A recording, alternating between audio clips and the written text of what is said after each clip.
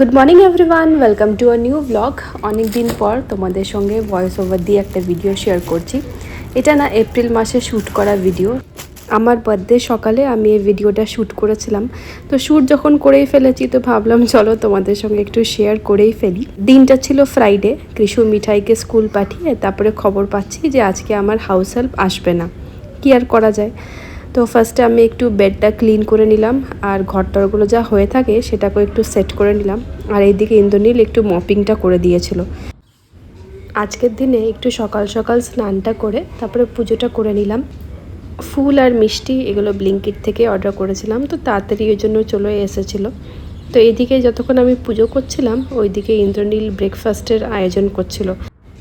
আমাকে সকালেই বলেছে যে আমি তো আজকে ওয়ার্ক ফ্রম হোম নিয়েছি, তো সকালে ব্রেকফাস্টটা আমি বানাবো, তারপর তুমি লাঞ্চটা বানিও। অনেক দিন পর আজকে আমি বরের হাতে ফ্রেঞ্চ টোস্ট খাবো। তো এখানে ডিমের মধ্যে দুধ দিয়েছিল আর তারপরে একটু নুন আর ব্ল্যাক পেপার আর সামান্য একটু সুগার। তাওয়াতে হালকা একটু অয়েল ব্রাশ করেছিল আর মিক্সচারের মধ্যে ব্রেডটাকে ডিপ করে তারপরে হালকা একটু ফ্রাই করেছিল। তো এটাই হচ্ছে আমাদের আজকে ব্রেকফাস্টের মেনু। এর সঙ্গে আর কি থাকবে সেটা আগে আগে দেখতে পাবে।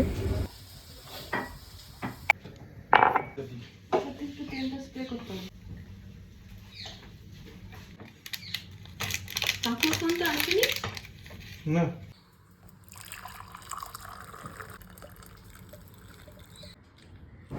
এই হচ্ছে বার্থডে স্পেশাল ব্রেকফাস্ট। ভালোই হলো। দেখি ঠিকই আছে তো রেডি সেট। না আমি এটা বলছি, এটা ভালো লাগছে। আর তো ফার্মার বাস্কেটটা দেখবার পর আর কোনো কিছুই ভালো লাগছে না।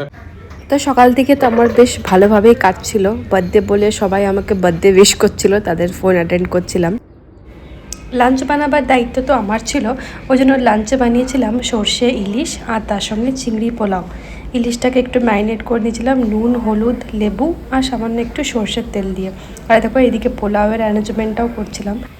গোবিন্দভোগ চালটাকে একটু ভালো করে ধুয়ে নিতে হবে, তার মধ্যে অ্যাড করব একটু সামান্য হলুদ, নুন আর একটু আদা গ্রেট করে নিতে হবে। আর ইন দ্য মিনওয়াইল দেখো এদিকে চিংড়িগুলোকেও ফ্রাই করে নিতে হবে। তো চিংড়িগুলোকে না ফ্রাই করে ফার্স্টে তুলে নিয়েছিলাম। যেমন আমরা বাসন্তী পোলাও বানাই ওই রকম সেম প্রসেসেই চিংড়ি পোলাওটাই হবে, জাস্ট লাস্টে আমরা চিংড়িগুলোকে অ্যাড করে দেবো। আর এদিকে মাছগুলোও ফ্রাই হয়ে গেছে আর তার সঙ্গে পেস্টের মধ্যে আমি সর্ষে আর পোস্ত দিয়ে বানিয়েছি। আর লাস্টে আমি অ্যাড করছি একটু লেবু। বাস আমার ইলিশ রেডি। আর এদিকে পোলাওটাও মোটামুটি রেডি হয়ে গেছে। সন্ধেবেলায় রেডি হয়ে বাইরে যাওয়ার আগে কেক কাটিংয়ের পর্ব।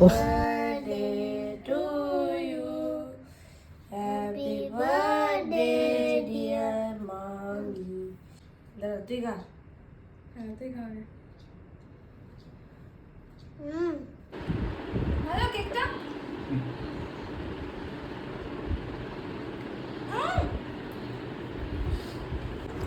তো এই ছিল আমার বার্থডের ব্লগ। চলো আবার দেখা হবে নেক্সট একটা ভিডিওতে। Till then tata, bye bye, take care.